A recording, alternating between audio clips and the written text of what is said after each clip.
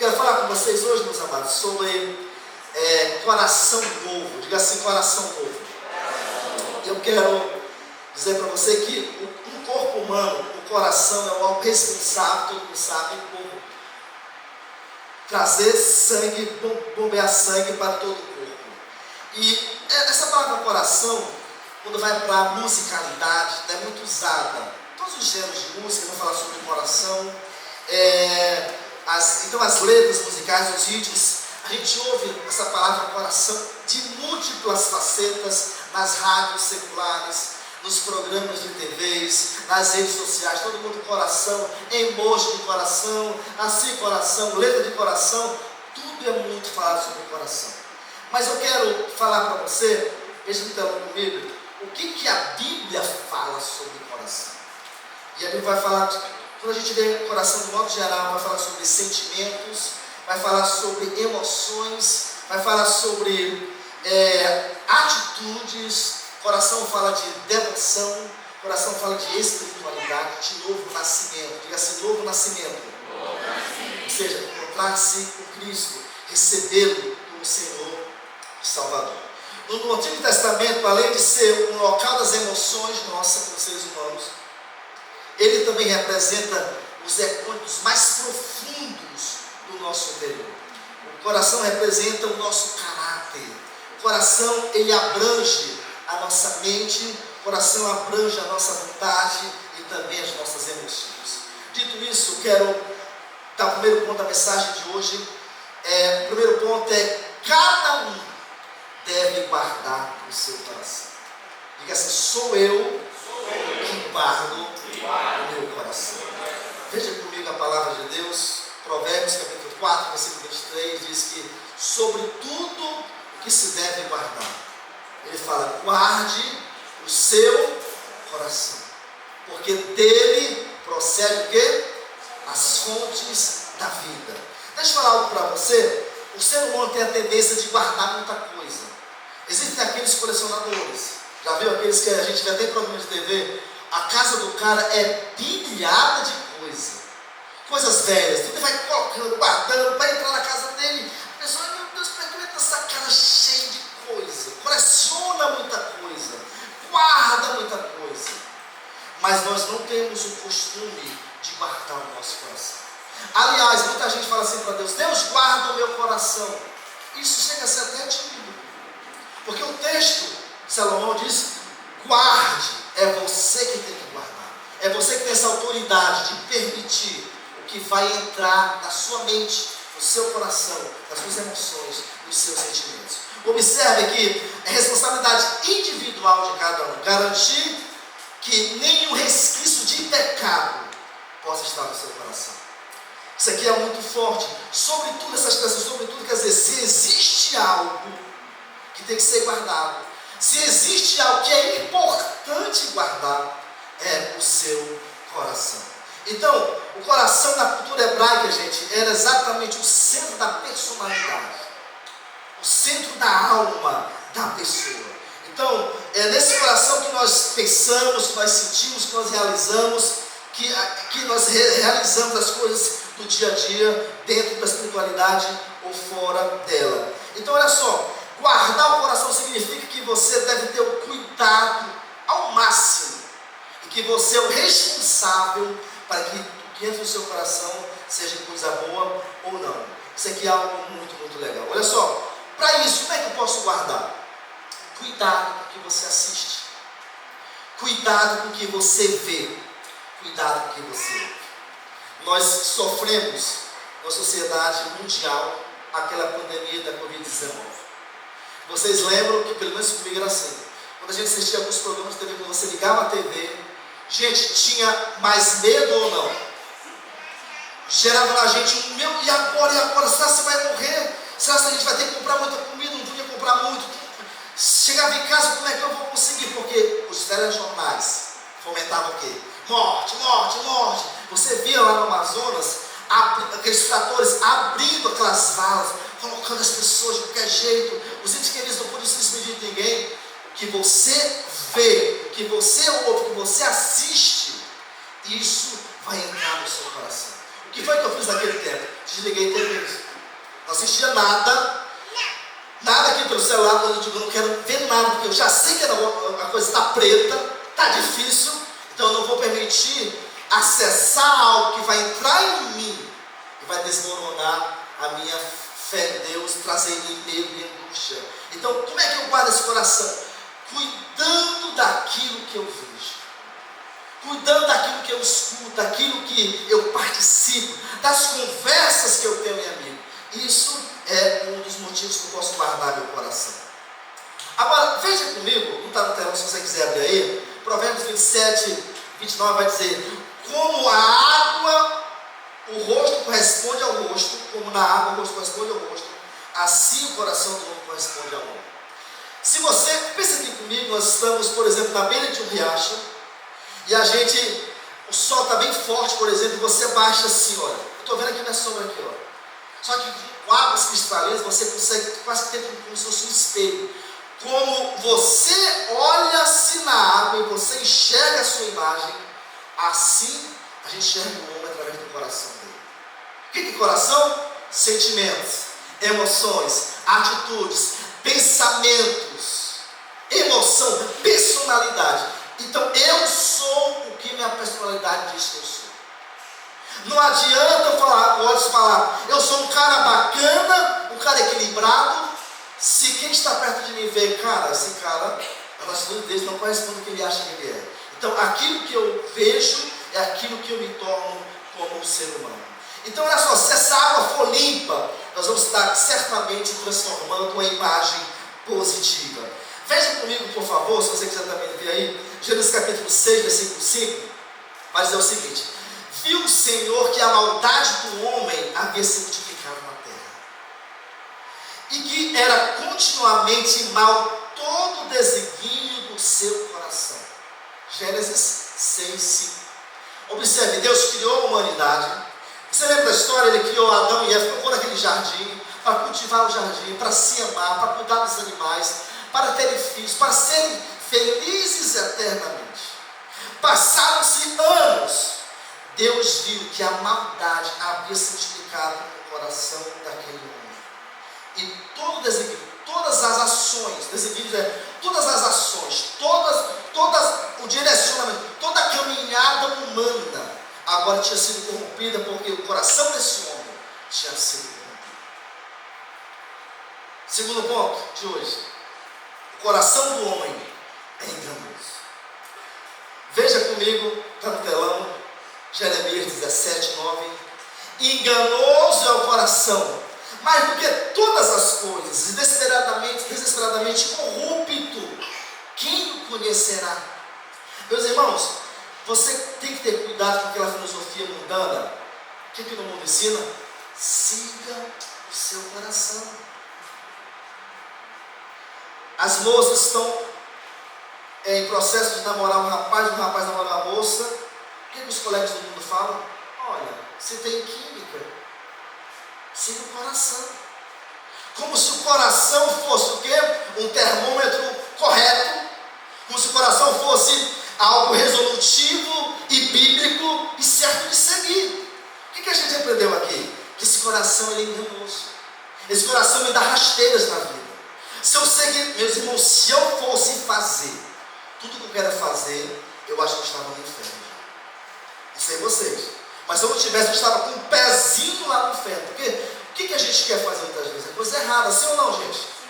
É coisas que não são bíblicas. Então eu não posso seguir esse coração. Isso aqui é uma verdade que a gente tem que entender plenamente. Por exemplo, o que meu coração quer? Maratonar. Ele quer que eu comece na sexta-feira à noite, assistir a Netflix, e vá até 1 da manhã, aí levanta no outro dia, pega de tarde até domingo. Esse meu coração quer. Ele não quer ler a Bíblia. Esse negócio de, por exemplo, de videogames. Nós tínhamos um discípulo em Fortaleza, muitos anos atrás. Esse rapaz era líder diário na igreja. O que é líder diário? Ele tinha 15 células que ele supervisionava. Era um líder poderoso em Fortaleza. O rapaz começou a faltar na igreja. Faltava vir verdadeiro princípio em cima dele. Depois descobriu, um cara passava a noite jogando videogame. Não tinha coragem de levantar de manhã, o corpo não respondia para vir para a igreja. Irmãos, não deu um outro. Infelizmente, aquele sujeito dessa desviou. Deixou, porque o coração dele pediu o quê? Videogame. O rapaz tinha calos dele. Calo. De tanto jogar. Por quê? Porque é isso que o coração pede. Então, eu não posso dar ao meu coração aquilo que muitas vezes ele deseja. Por exemplo, o que nossas emoções pedem? Muita comida. Coma muito. Coma muito. E eu sei que eu preciso o quê? Jejuar. Eu costumo falar para os irmãos aqui, não percamos para os fariseus. Ele bateu no peito e falou o seguinte: eu dou o dízimo de tudo. E eu jejuo 2 vezes por semana. Pelo menos empatar com os caras. Pelo menos tem que empatar. Então, olha só. Então, isso que o coração pede. Muitas vezes o coração pede o quê? Desejos imorais. O coração pede propina. O coração pede para me julgar as pessoas, desdenhar das pessoas. Eu não posso seguir o meu coração. Diga para quem está do seu lado isso. Eu não posso seguir o meu coração. Veja comigo no telão. Porque de dentro do coração do homem é que procedem os maus desígnios, a prostituição, os furtos, os homicídios, os adultérios, a avareza, as malícias, o dolo, a lascívia, a inveja, a blasfêmia, a soberba e a loucura. Tudo isso e mais um pouco vem de onde, gente? Esse coração. Não é esse coração que bombeia aqui não, tá? Vem dos sentimentos, das emoções, da minha psique, dos meus sentimentos, da minha alma, de dentro de mim. Observe que Jesus vai falar aqui sobre os maus desígnios. O que são maus desígnios? Literalmente são os maus diálogos. Nós conversamos com nós mesmos. E às vezes alguns conversam alto. Mas você conversa com você, sim ou não? Eu converso comigo. Como é que estou? Faz isso, faz aquilo, faz aquilo. Eu converso. Então a gente arrasou conosco mesmo. Alguns adultos falam meio alto, né? Fica meio estranho. Mas isso acontece. Mas também ele vai dizer, Marcos vai dizer, que a prostituição vem do coração. Esse termo, prostituição, no grego é porneia, indica todo e qualquer pecado sexual. Todo e qualquer pecado. Vem do coração. Né? Por exemplo, vem do coração também os furtos. Interessante que essa palavra furtos aqui, na língua grega, tem 2 palavras para furtos aqui. Primeiro, kleptes e lestes. O que é lestes? É aquele furto feito em bando. Por exemplo, Barrabás, ele praticava o lestes, furto lestes. Ele era um arrazoeiro, ele era um movimentador, ele era um tipo de comunista que fazia assaltos em massa. Isso aqui é o furto lestes. Mas o que é o furto, por exemplo, lestes? É aquele que Judas praticava. Ninguém via nada. Jesus sabia que faltava grana na bolsa. Faltava grana, ele ia tirando grana. Aquilo que ninguém percebe, mas que acontece. Isso vem de onde, gente? Do coração do homem. Por exemplo, vem do coração do homem os homicídios. Tanto o ato em si, quanto o desejo de matar. Quanto de nós? Você não tem desejo de matar alguém, né? A pessoa fala assim, mato. Tudo isso é de quê? Do coração. Do coração do homem. Jesus falou isso em Marcos. Por exemplo, vem do coração os adultérios. O que é adultério? Toda e qualquer violação matrimonial. Se um marido ou uma esposa pratica imoralidade pela internet, pornografia, isso é adultério com o cônjuge. Não é só o ato com o terceiro. Se você se desviar sexualmente de qualquer esfera que for, isso é adultério. Isso vem do quê? Do coração do homem. Avareza, por exemplo. Nós temos, interessante, o que é avareza? É aquele apego idolátrico às coisas. Tem gente que não perde nada. Tem gente que faz de tudo, pode lascar, mas o outro pode chegar, mas ela não abre mão de um centavo, uma negociação, numa situação, porque é meu direito, eu não perco porque é meu direito. Às vezes isso pode ser, por exemplo, um tipo de avareza. Mas o Marcos também vai dizer que as malícias, o que é isso? Toda e qualquer somatória de manifestações iníquas. Todos e quaisquer sentimentos iníquos. E isso vem de onde, gente? o dolo. O que é o dolo? Ele pode ser entendido como as artimanhas de engano. Vem também a lascívia, aquele impulso pecaminoso lá dentro do coração. A pessoa sempre que olha para outrem, o rapaz olha para a moça, ou então a moça olha para o rapaz, já vê a pessoa nua. Já consegue fazer traçar os pensamentos, a lascívia, coração cheio de podridão. Mas nós temos também aqui, como Marcos falou, a inveja. E essa aqui é muito complicada, porque Provérbios 14, versículo 30 vai dizer que a inveja é podridão nos ossos. Sabe o que é isso? A inveja é como se fosse câncer nos ossos. Ela acaba o sujeito. Mas o que é inveja? Não é só eu querer o que o outro tem. É eu ficar triste, chateado, porque o outro tem aquilo que eu queria. Isso é um nível mais profundo, mais triste de pecaminosidade que diz respeito à inveja. O texto vai dizer que a inveja vem do coração. Por exemplo, por que Caim matou Abel? Qual foi a causa? Inveja. Por que José foi jogado pelos seus irmãos daquele poço? Inveja. Por que, por exemplo, que Corá, Datã e Abirão se levantaram contra Moisés? Inveja. Por que Saul perseguiu Davi? Inveja. Por que o irmão mais velho, lá de Lucas 15, ficou chateado com o pai? Porque, poxa, esse meu pai está dando tudo para esse jovem, esse irmão mais jovem, filho pródigo. Poxa, inveja da bondade do pai. Tudo isso, meus irmãos, vem de onde? Vem do coração. Mas o texto também vai dizer sobre blasfêmia. O que é blasfêmia? Palavras abusivas e difamações. Aquela que vem degradar, prejudicar a imagem da pessoa. Pode ser xingamentos, pode ser calúnias, pode ser linguagem desonesta, pode ser insultos. Isso é blasfêmia, isso é uma obra que vem do coração. Mas também o texto vai dizer sobre soberba. Aquela tendência de achar sempre que é melhor do que o outro, que sabe fazer melhor, que é mais inteligente, que é mais perfeito. Não, eu olho para o outro, eu sou melhor. Não, eu tenho mais experiência. Não, eu tenho clareza maior. Não, eu faço isso melhor. Isso é o quê? Isso são soberbas, um orgulho no coração. Mas o texto também vai dizer, por último, sobre loucura. O que é loucura? É você perder-se por completo. Você realmente perder as estribeiras da vida. Você começa a entrar em degradação espiritual e emocional muito forte. Tudo isso é para você entender que você não pode seguir o seu coração. Amém, gente? Amém. Vamos então ler um texto aqui, em Atos capítulo 5, versículo 3. Vou mandar no telão também, se quiser ler comigo aí, sobre o coração aqui. Então disse Pedro: Ananias, por que encheu Satanás teu coração para que mentisses ao Espírito Santo, reservando parte do valor do campo? Qual é o contexto disso aqui?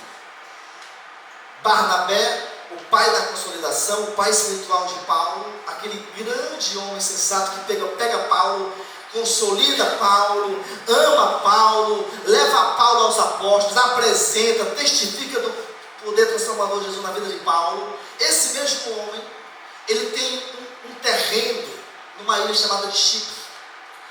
Ele por si só, a gente não vê na Bíblia nenhum intento de pastor, apóstolo ensinando ele a fazer isso aqui. Ele decidiu por conta própria que tinha que vender aquela propriedade e dar todo o dinheiro para a igreja.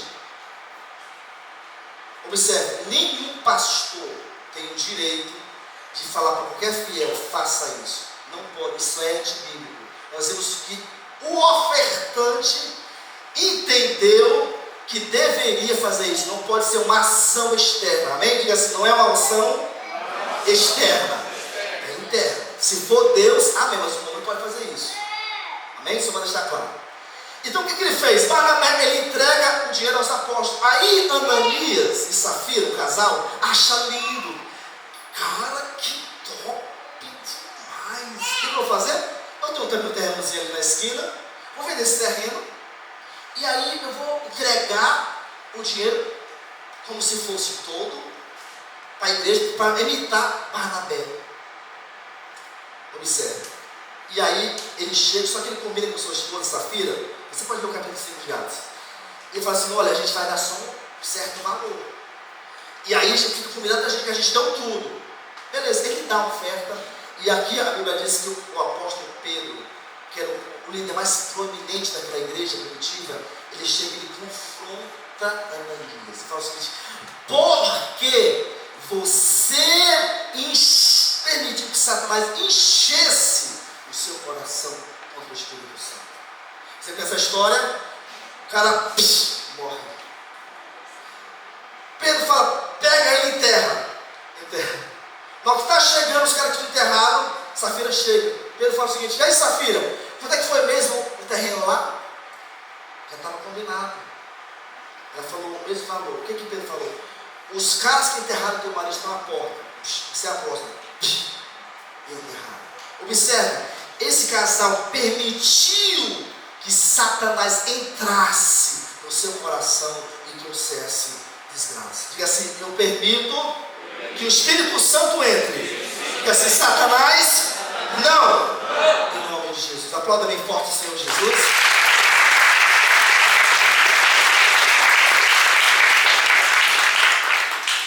Ponto 3. Você já tem um novo coração. Diga assim, Jesus, obrigado. Que eu já tenho um novo coração. Vou ler agora na linguagem de hoje, Ezequiel 36, versículo 26. O texto vai dizer, eu lhes dei um coração novo. É o tema da mensagem de hoje.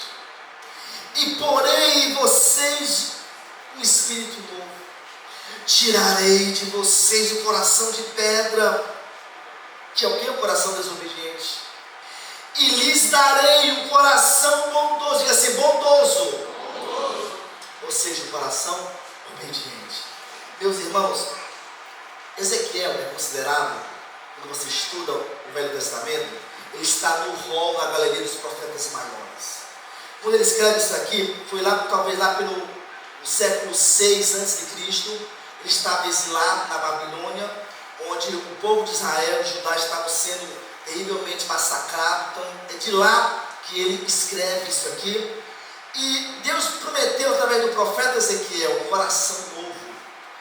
Agora, o texto fala que ele vai tirar o quê? Observe, não se existe um novo quando se tem um velho, sim ou não? Você vê na Bíblia que não se coloca vinho novo em odres velhos. Ou seja, seca-se o recipiente para receber o quê? Um novo. Não existe espaço para dois corações. O que Deus fala? Antes de colocar o novo, ele vai tirar o quê? O velho. Obviamente no transplante vascular, no cardíaco, né? Transplante cardíaco. Não se coloca um coração novo estando velho. Tem que ter só um coração. Não fica dois corações no corpo de uma pessoa. Então olha só, ele fala que ele vai tirar esse coração de pedra. Quem fala isso? Fala de pessoas que não se comovem com a dor alheia. Fala de pessoas que não se sensibilizam com as súplicas alheias. Fala de pessoas que olham para os dramas da sociedade, os dramas, melhor dizendo, e não tem dó, não tem pena, não tem misericórdia. A Bíblia fala que Jesus olha para a multidão que está com fome e tem compaixão da multidão. Se eu olho para o perdido, meus irmãos, e não olho com compaixão, eu estou com meu coração duro. Se olha para quem precisa de ajuda e não ajuda, eu estou com meu coração o quê? Duro. Então ele fala de que? De tirar esse coração. Coração duro fala de pessoas que matam, que estupram, que difamam, pessoas que traem seus cônjuges, pessoas que abandonam seus filhos. Eu lembro de uma história lá em Macapá. Minha mãe circulava era uma pastora lá na nossa igreja, infelizmente. E aquela menina, jovem, bonita, ela desviou seu coração. E ela era casada com um homem de Deus. Esse cara foi meu psicólogo quando era adolescente lá em Macapá. Ele tinha 2 filhos pequenos. Talvez um tinha 8 anos, talvez o outro tinha 5 anos. Por assim. E aquela moça trai aquele marido, um senhor de idade já, engravida daquele senhor, sai de casa. Eu lembro que a minha mãe estava com ela reunida numa praça. Falava assim, minha filha, pelo amor de Deus, não faça isso. Abra teus olhos. Você está acontecendo contigo, menina, abra teus olhos. A mamãe em pranto. E ela, coração duro, nunca voltou para o marido. Isso acontece nas igrejas, meus irmãos. Diga assim: eu declaro que meu coração, diga assim, não é de pedra. Diga assim: eu tenho um coração bondoso, obediente. Então nós temos essa promessa esse transplante de coração. Tem uma historinha do Joãozinho. Diz que todo menino malino é Joãozinho, né? O pessoal conta aí. Diz que o Joãozinho tinha um coração tão duro que a professora falou para ele: Joãozinho, sente. Ele não sente. Joãozinho, sente, senão eu vou falar para o teu pai. Eu não sento. Joãozinho, sente, senão você vai ser reprovado. Eu não sento. Aí quando ele viu que não tinha jeito, ele sentou. Ele sentou e falou assim: estou sentado, mas eu estou em pé, meu coração. Às vezes a gente quer se dobrar para Deus, mas é só porque a gente foi acuado tanto, tão coagido, que se eu não fizer, a coisa cai. Mas, quer dizer, a transformação não é pela coação externa.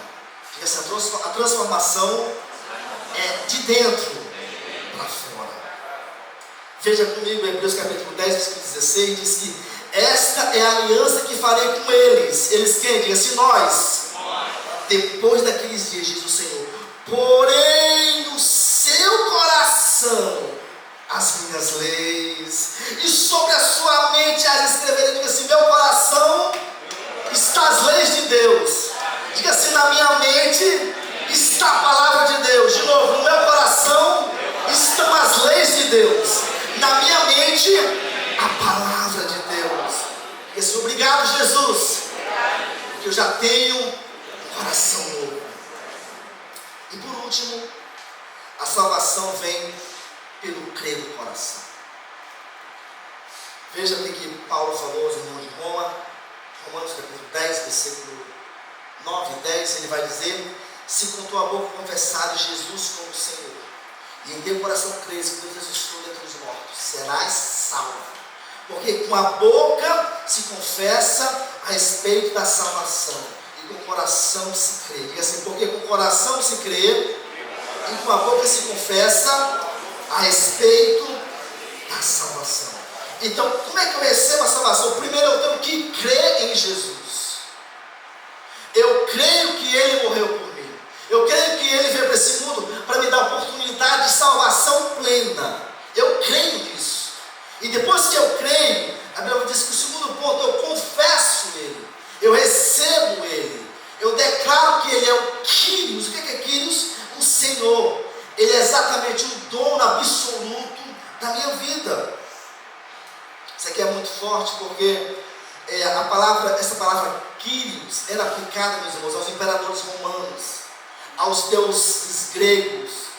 Mas aqui, sobretudo, Paulo pega essa palavra.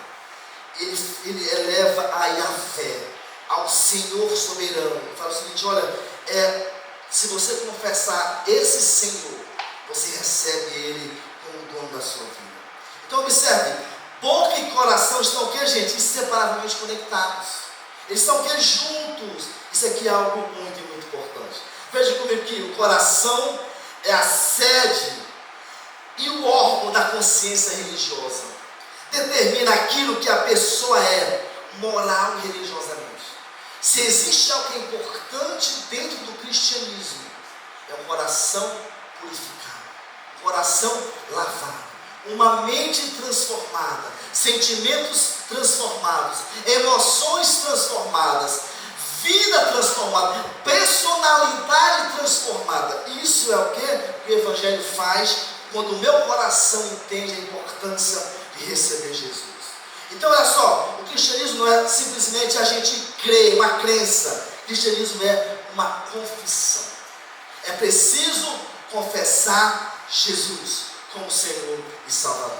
Veja comigo Mateus capítulo 10, 32 e 33, diz que: portanto, todo aquele que me confessar diante dos homens, também eu o confessarei diante do meu Pai, que está nos céus. Mas aquele que me negar diante dos homens, também eu o negarei diante do meu Pai que está nos céus.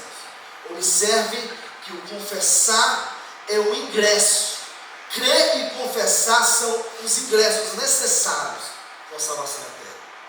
Se eu não confessar, se eu negar, se eu achar que eu não preciso dele, um dia ele vai ter certeza que ele não precisa de nós. Então isso aqui é algo muito, muito sério. Veja comigo Hebreus capítulo 3, versículo 7 e 8. Por isso o Espírito Santo diz: hoje, diga assim comigo, hoje, se ouvires a sua voz, não endureçam o coração, como eles fizeram. Eles quem? Os israelitas, 40 anos no deserto andando em círculo. Eles foram duros, eles endureceram, eles fecharam o coração. A Bíblia diz que me puseram à prova no deserto, me insultaram, foram rebeldes comigo, foram duros, foram anticristos, foram revoltados. O que o texto fala? Se hoje você ouvir, não copie os passos dos israelitas. Eu quero terminar a mensagem de hoje falando que você é o responsável por guardar o seu coração de todo e qualquer sofisma. O que é sofisma? Mentiras do diabo. O diabo começa a colocar sofisma, mentira na mente da pessoa, a pessoa começa a receber aquele sofisma e depois ele começa a achar que aquilo é verdade. Já viu um mentiroso? Ele fala tantas mentiras que ele jura que ele está falando a verdade. Ele incorpora aquela mentira e transforma numa verdade. Não aceite um sofisma do diabo na sua mente e no seu coração. Olha só, precisamos buscar a Deus de todo o nosso coração. Não está também no telão, mas você pode ver comigo, por favor. Jeremias 29:13 diz que buscar-me-eis e me achareis quando me buscardes de todo o que? O vosso coração. Diga assim: eu preciso buscar de todo o meu coração. Eu acho muito legal que o salmista falou em Salmo 119, versículos 10 e 11. Ele vai dizer: de todo o coração te busquei, não me deixes fugir dos teus mandamentos. Ele termina falando no versículo 11: guardo no coração as tuas palavras, para não pecar contra ti. Observe, sou eu que guardo, eu que decido olhar para as sagradas letras e dizer: isso aqui são verdades inquestionáveis. Doa no meu coração ou não, ela vale para mim, ele é o que muda a minha vida. Eu quero fazer uma pergunta para você, para a gente terminar. Só por favor, pode subir. O que o seu coração anela? O que o seu coração deseja?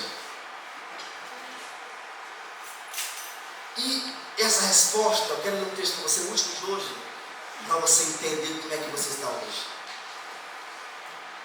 Olha só o que Jesus falou em Lucas 12:34.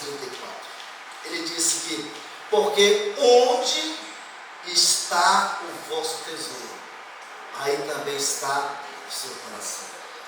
O que você deseja, o que anela no seu coração, é isso que está imperando em você. Quero que você fique de pé agora. Nós, alguns domingos que tem aqui, a gente às vezes não faz apelo para as pessoas aceitarem Jesus. Mas a mensagem de hoje nos leva a essa direção. Observe que nós aprendemos que nós temos que crer com o coração e confessar com a boca para receber Jesus. Então eu quero perguntar se tem alguém nesse recinto aqui, nesse culto, se você fala assim: poxa, eu ainda nunca fiz oração com Jesus, eu realmente não fiz ainda isso publicamente, quero fazer hoje, nós queremos orar com você hoje. Talvez tenha alguém também que talvez está triste, está desanimado, está frio, talvez está meio mais para lá do que para cá. Nós queremos orar com você também nessa manhã. Então se existe alguém, a gente vai adorar agora. Quando a gente adora, você pode vir aqui, nós queremos orar com você e dar essa oportunidade que você possa fazer uma decisão e recebê-lo como Senhor e Salvador da sua vida nessa manhã.